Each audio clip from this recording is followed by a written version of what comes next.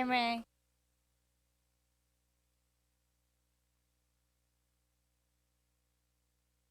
The time is 9 o'clock and you're listening to CHMA 106.9 FM. And now it's time for your CHMA News. We're broadcasting from Sackville, New Brunswick, the heart of the Maritimes and the traditional and unceded lands of the Mi'kmaq people. Coming up in the next 15 minutes, we'll have your local news, Atlantic update, weather, sports update, and some community announcements. This is Clinton Davis with your local CHMA News. I'm happy to bring you part 4 of a 6-part interview with Dr. Lisa Dawn Hamilton. In part 3 of this series, we explored what was missing in New Brunswick sex education and some of the unspoken messages youth can absorb along the way, unguided by adults. One of those messages is around consent. Today, we look at how those messages can manifest later in life as we attempt to navigate and communicate our desires as adults. When you mix Hollywood, TV, music, friends, school, dating, actual intimacy, or porn and porn addiction, we briefly look at what happens when those messages collide with real-life interaction. Lisa Dawn Hamilton is an associate professor in Mount Allison's University Psychology Department. She's also the department head. She teaches neuroscience and sexuality. Hamilton says the work is being done around ensuring consent is received, but no one is teaching youth or adults how to have those conversations. We talk a lot about consent, but we don't explain to people how you actually have those conversations. We just say, get consent, you have to have consent. But then what do you do if the person says no? Or what if you do if they say nothing? Or how do you even broach the topic of what you're interested in getting consent for? But how do we get there? So we were talking about consent, and on paper, it is black and white. No means no. What if someone says yes? Like, how do you, but you gauge the sense that they don't mean it? Or what if they say no, and then they judge you critically later for not being forward enough because that's what they wanted? But that can mess with a young mind. We talked about consent and the aspects of it that can be hard and so are rarely discussed. Your point about this idea that in heterosexual relationships, men are supposed to be the pursuers, women are supposed to be more passive, they're supposed to say no. I talk a lot with the students in my classes, and one of the things that with this grant that I received, we want to talk more about is gendered norms and gendered sexual scripts. There's this narrative in the media we consume, in just everything around us that says, don't take no for an answer, but then you're told get consent. Back to things like TV shows and Hollywood from the 1940s all the way up until now. And then women maybe want people to be more persuasive, but then we're telling people, well, no, if someone says no, you have to take that no. And no means no, unequivocally. The person who is receiving the no needs to stop. What happens when the no is a result of societal constructs and fears, and really a societal symptom of an inability to communicate and navigate consent? Signals, right? Say, if you mean no, say no. Yeah, so one thing I found and paid a lot of attention to was that during the Me Too movement, very needed, like many other movements, there was a big conversation on that. Like, men need to listen more, be sensitive. It was about a lot of things, but in the terms of consent, there was a lot of talk on that.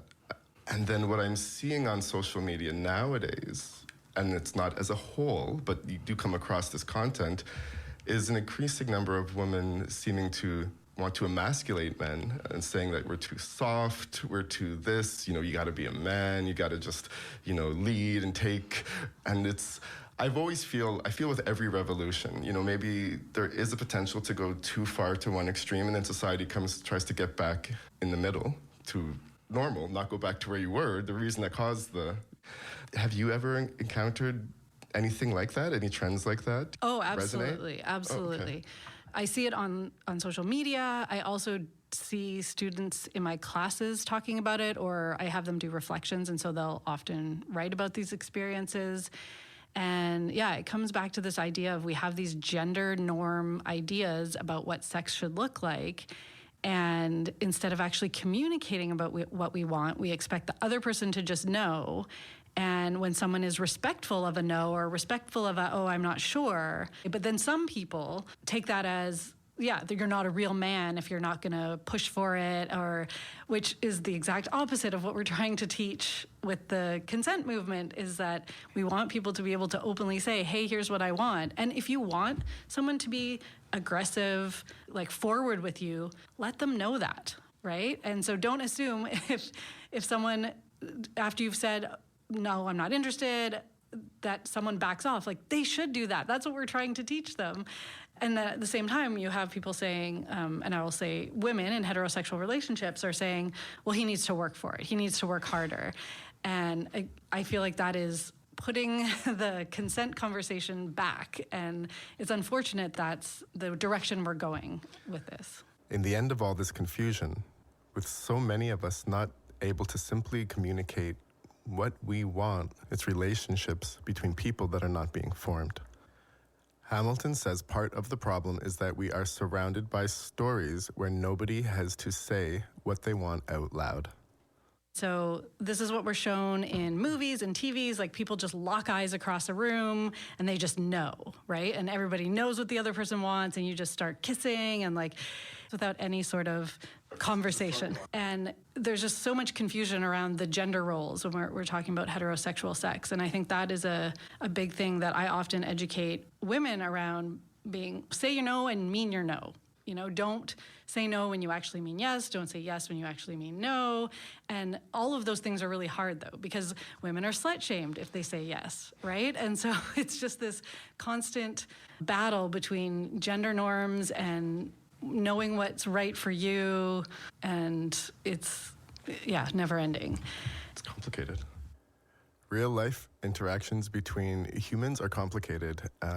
And so next time, in part 5, we're going to look at how adults are still catching up on sex education and the work Hamilton is doing in New Brunswick to help parents and professionals start the talk. And I guess you can look it up now if you don't want to wait. Do We Know Things? So it's at Do We Know Things.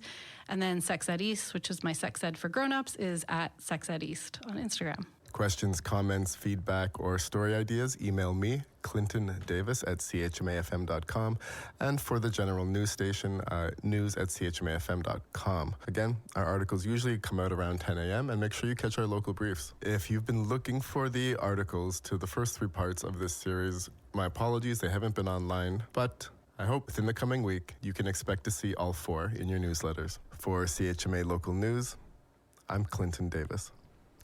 And here is your Atlantic update for Wednesday, January the 7th.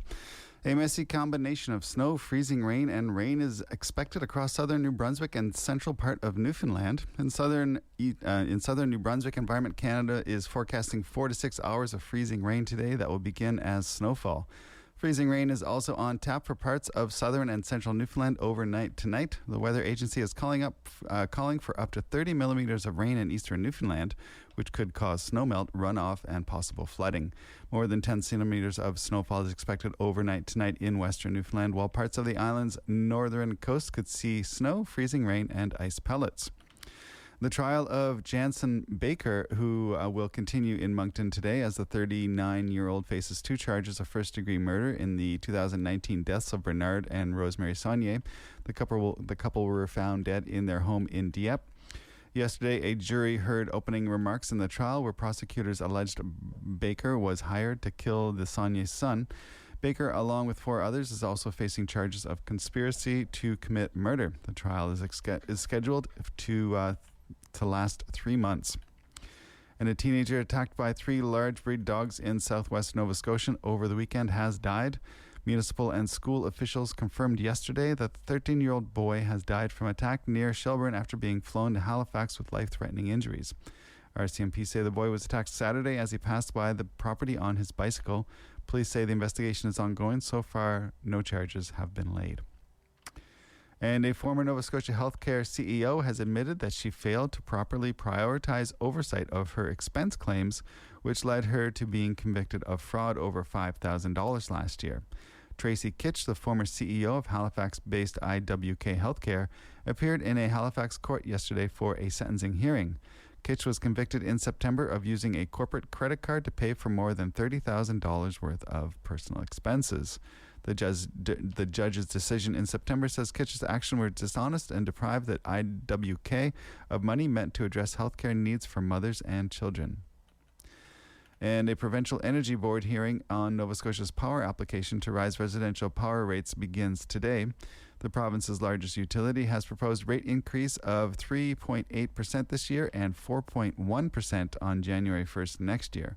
The Premier and opposition leaders have slammed the privately owned utility over the proposed hikes, with Tim Houston calling on Nova Scotia Power to withdraw on or significantly reduce the request. The Premier has said the company is out of touch for requesting a rate hike in the aftermath of a massive data breach that may have impacted all 550,000 of the utility's customers.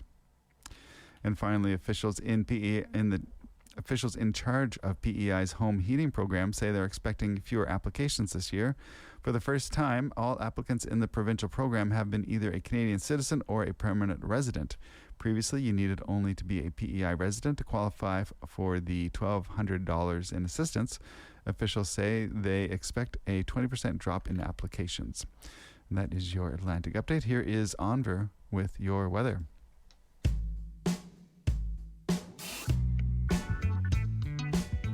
Hi, my name is Ali, and you are listening to CHMA 106.9.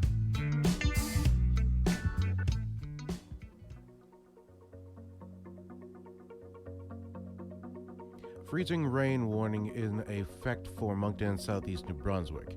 Freezing rain is expected. Sussex to Kennebecasis Valley, Kings County, Moncton, southeast New Brunswick, Oromocto and Sunbury County, Grand Lake, Queens County, St. Stephen, and northern Charlotte County. Beginning earlier this morning, continuing until this afternoon. Freezing rain likely to mix the time with both rain and snow, especially at higher elevations. Forecast guidance suggests local ice accretions of 2 to 5 millimeters. Roads and walkways will likely become icy and slippery. There's risk of injury due to slips and falls. Freezing rain warnings are issued when rain falling in sub-zero temperatures creates ice buildup, icy surfaces. Please continue to monitor the alerts and forecasts issued by Environment Canada. To report severe weather, send email to nbstorm@ec.gc.ca or post reports on X using hashtag NBStorm. As per before, there is also a combination of snow, freezing rain, freezing drizzle, and rain for all of southern New Brunswick. Potential snowfall 5 to 15 centimeters. Potential freezing rain duration 3 to 6 hours, beginning earlier this morning until Thursday morning. Low pressure system expected to track south of Nova Scotia. Forecast guidance giving a variety of winter precipitation to southern New Brunswick. Precipitation is expected to begin as snow or patchy freezing drizzle across most areas, totals varying based on elevation proximity to the coast, before possibly transitioning to freezing rain or rain as temperatures rise. Exact track of the system is still uncertain. This will affect the amount and type of precipitation that falls. The accumulations of snow and ice may create slippery and hazardous travel, walking conditions. And now the weather. Today, cloudy, 30% chance of flurries earlier this morning, snow or freezing rain beginning earlier this morning, changing to rain or snow mixed with freezing rain this afternoon. Risk of freezing rain early this morning, snowfall amount 5 to 10 centimeters, rainfall amount 5 millimeters, wind becoming northeast 20 kilometers an hour, gusting to 40 earlier this morning, high of +1, wind chill -6 earlier this morning. Tonight, periods of snow, ending before morning, cloudy with 60% chance of flurries, risk of freezing rain early this evening, snowfall amount 2 to 4 centimeters, wind northeast 20 kilometers an hour, gusting to 40, becoming north 20, gusting to 40 near midnight, low -2, wind chill -8 overnight. Tomorrow, January the 8th, cloudy, 60% chance of flurries early in the morning, carrying a mix of sun and cloud near noon, wind northwest 20 kilometers an hour, gusting to 40, becoming light near noon, high +2, wind chill -8 in the morning, UV index 1 or low. Thursday night, clear, low -7. Friday, January the 9th, sunny, high of 0. Friday night, showers, low +1. And here is Brian Nielsen with your sports update. One game in the PWHL last night saw the New York Sirens visit the Toronto Scepters, and the Sirens left with a 2-0 shutout victory over the squad from Toronto. NHL action saw about 10 games worth telling you about. The Buffalo Sabres, after they had their 9-game winning streak snapped recently, started a new one last night by defeating the Vancouver Canucks 5-3 at home. It was the Lightning 4-2 over the Colorado Avalanche down in Tampa. 5-2 victory for the Flyers over the visiting Anaheim Ducks. Carolina Hurricanes double up the Dallas Stars 6-3 at home. The New York Islanders absolutely embarrassed the New Jersey Devils, a 9-0 shutout victory for that squad. Toronto Maple Leafs with a 4-1 victory over the Florida Panthers at home. Golden Knights take it to the Jets, and they hold on to win 4-3 in overtime in downtown Winnipeg. Oilers with a 6-2 victory over the Nashville Predators. Sharks 5-2 victors over the Columbus Blue Jackets at home. And the visiting Boston Bruins lose at Old Climate Pledge Arena in Seattle. Kraken with a 7-4 W. And finally, 5 games in the association last night, starting with the Cleveland Cavaliers defeating the Indiana Pacers 121-16. It was the Wizards with the 121-12 victory over the Orlando Magic. Grizzlies sneak by the Spurs 106-105 in Memphis. It was the Timberwolves by a whopping 28 over the busy Miami Heat 122-94. Lakers defeat the Pelicans 111-103 in New Orleans. And the Mavericks come back in the second half to put it to the Sacramento Kings 198. And that's Brian Nielsen with your CHMA Sports Update. Please be sure to check out Brian's show on Mondays at 8:30 a.m. for more sports commentary. And let's take a look at some community updates now coming from Tantramar. No big news, but the Dorchester rink is up and running. That's a plus. They were working on that just before, but they announced yesterday that there's a little bit of work to be done. But if you're interested in getting out there, and you better do it while the weather is good. And it is supposed to get quite a bit warmer coming in later this week. But so the rink's ready. And they also announced that Winterfest 2026 is scheduled for February the 5th and 8th. Of course, you can expect all the things that you've come to love. You've got the town versus gown game, the fireworks, the outdoor winter party, family day at Beach Hill Park, and much, much more coming up. And elsewhere in community news, we're going to run over to CHMAFM.com and look up our community calendar. Big thanks to Siley for getting a big update on that yesterday and Monday, so we can help get the word out and keep everyone informed. Duckies every other Thursday. And this is that Thursday that they'll be starting up trivia. The Bagtown was doing trivia on Wednesday nights. If that's not enough, every other Thursday, starting January the 8th, you can also swing over to Duckies. Claretone is the Sackville Film Society movie this week. Farmers Market is back at the Civic Center, which I don't think it took a break, but just letting you know, there is a regular council meeting coming up January 13th at 7 p.m., And coming up also on the January 13th at 7 p.m. is Jackson Two Bear 2026 Pratt Lecture. And that's happening over at the Moiter Fancy Purdy Crawford Center for the Arts. We also have a dot painting workshop on January 15th. Embrace the magic of winter at a dot painting workshop. And that is going to be down at the Painted Pony, I believe, is... January 15th, 6 p.m. at the Painted Pony, 26 Bridge Street. That is right. It's $40 plus tax. Choose a 14-inch rock or 4-inch rock or 4-inch candle holder or both, while all supplies included for the workshop. So check that out. And I think there was a couple more notes that I wanted to let you know about. I'm just checking in our daytime hosts discussion channel. This came from the EOS Eco Energy newsletter that went out in December. If you're interested in keeping up to date on the Protect the Chignecto Isthmus Coalition, then you can just do a little search, and they have a webpage. And I checked it out yesterday, and there's lots of information there that can help you stay informed. And you can also sign a letter to express opposition to the proposed Riggs gas plant project, how to get involved with the coalition, and a spreadsheet of media links and resources regarding the Riggs gas plant in the news. So you can do that. Just do a little search on Protect the Chignecto Isthmus Coalition. And they also included in that newsletter they're doing a climate risk discussion over in Dorchester on Friday, January 16th, 5 to 7:30 p.m. That's at the community hall. And they're going to be asking questions like, how is the changing climate impacting you? Join EOS for discussion and the community risk mapping activity. This discussion will help inform Tantramara's climate change risk assessment and adaptation planning. There'll be refreshments and door prizes. Please RSVP with QR code by emailing climateexchange@eosecoenergy.com. That's EOSECO energy.com. There's a couple of community updates for you now.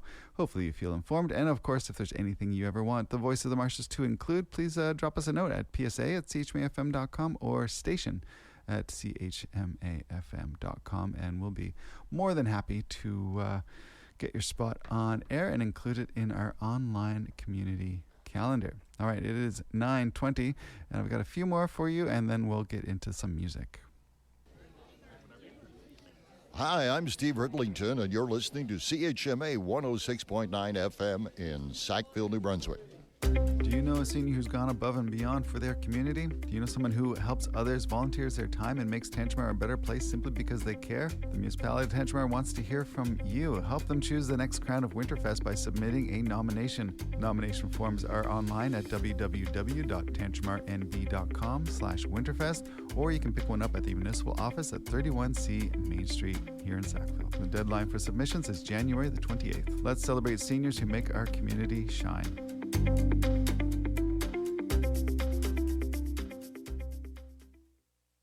Start 2026 off by getting involved in local radio. CHMA is now accepting new applications for winter shows. If you have a question about on-air broadcasting, podcasting, audio production, or simply would like to tour the studios and learn how radio works, please reach out to us by visiting chmafm.com and selecting Get Involved from the menu. CHMA is powered by Community Voices, and we're here to help amplify your message. We're always excited to have new shows and voices, and would love to teach you how easy it is to get involved with your local campus and community radio station.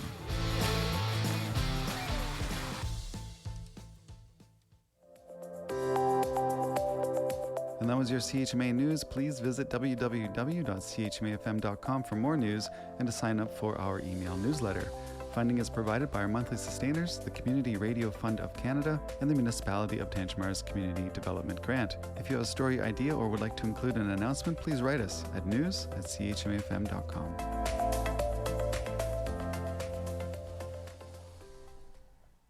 All right, we got some music here queued up for you. Flock of Dimes, some Lamping with Marker Starling, and the Bros Landreth with Vincent, all here on the Voice of the Marshes. And just doing a quick schedule check, as I like to do. Just noting we got folks coming back. I saw students rolling in yesterday for classes that were starting today, so the airwaves are starting to light up a little more, although they didn't get down to a dim flicker. There was still lots of activity. Big shout out to Kimmy and Maya, to myself, to Brian, and to a whole big bag of programmers that kept up with programming throughout the holidays that made some very beautiful radio listening. But I just noticed that Adam Poirier from Noise on Tuesday nights at 10 p.m. is back on air. Came in last night and did a show. So I anticipate tonight that would, I believe, Hannah McFarlane, our current president on our board of directors. They have the Hannah's Country Show at 10 p.m. That'll be up tonight. Right after, Jim and Kathy will be doing the Heart of a Songwriter. That comes right after Rupen Majithia, who kept doing the Blue Enchilada throughout the holidays, which was great. And Kirk took a break, but we'll be back at 6 p.m. with Cool Pop tonight. That's a whole bunch of great programming. Jack's up tomorrow with Bonsai, and also worth noting right now, it's a great time to get a show application in. If you know anyone that has a great voice for radio, has been talking about getting a show but hasn't made The Jump 2026 is a great year to do that. So they can just run over to chmafm.com and hit the Get Involved button. And we'll get a training. Training only takes, it's not much, 20 minutes, 40 minutes, pretty quick, depending. It's pretty straightforward, and people absolutely love it once they get going. There's a little bit of an intimidation factor, but no, it's pretty easy, and it's a very loving and encouraging community we have here, and our listeners are the best. So get on the radio in 2026. This is Lamping and Marker Starling with No Consolation on the Voice of the Marshes. I'm going to play Flock of Dimes with Defeat, and I'll be right back after that. But we'll get the Bros Landreth in with Vincent before we finish off the show.